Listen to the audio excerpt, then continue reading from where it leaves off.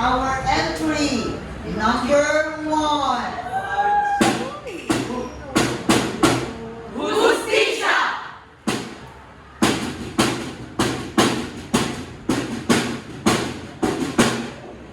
Noong Desyembre 1969.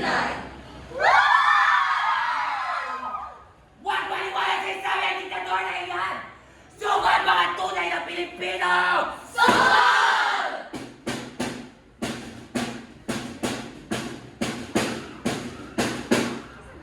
Marcalon, 1972. Pinapatay ang sino mang pumapalaban sa gobyerno. Salbahe! Sayang sa lipunan! Manahimik kayo mga hampas lupa! Mga anak! Sino pumatay sa inyo? Sino? Sino? Paano na kayo gusto niyo patayin ang aking mga anak? Akala mo ba ang kapangyarihan ay nasa iyo? Sino ka ba?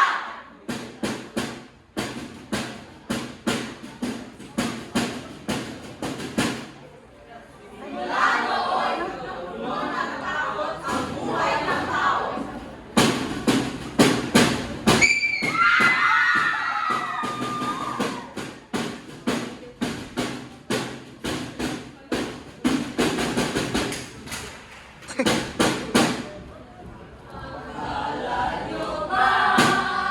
Ang kapangyarihan ay nasa inyo. Sino ba kayo? Di naman! Di naman! Di naman kami nakulang sa aming pag-uunawa. Di ka namin isusuka kung hindi ka pasugdulan. Huwag niyong subukang tapakan ang katarungan! Ang katarungan! Ang katarungan! Ang katarungan! Akala niyo ba ang kapangyarihan ay nasa inyo? Ha? Ha? Sino ba kayo? Magwawagi ang katotohanan. Ang kaliliman ay iwawasak. Nagsisilbi ka dapat! Nagsisilbi ka dapat! Nagsisilbi ka dapat! Nagsisilbi ka dapat! Di ba dapat ikaw ang nagsisilbi sa amin? Bakit? Bakit? Bakit? Bakit? Bakit?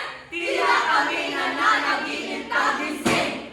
Ang bawat bigati na dala, dagdag bigat damdamin. Hanggang pinapasahin, hanggang sa mga tayo'y magulat din. Magising sa sigaw na sumasalamin, sa sumpa niyong magsilbi sa amin. Hanggang sa tuluyan na wala ito ng isa. Bakit naman di sila puso ang bilang ng buhay ng tao?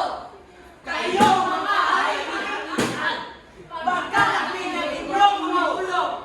Huwag niyo kalilimutan na hawak-hawak namin ang inyong trono. Naririnig niyo pa ba ako? Pangakoy ba ako? Dahil dyan sa korona sa ulo ninyo!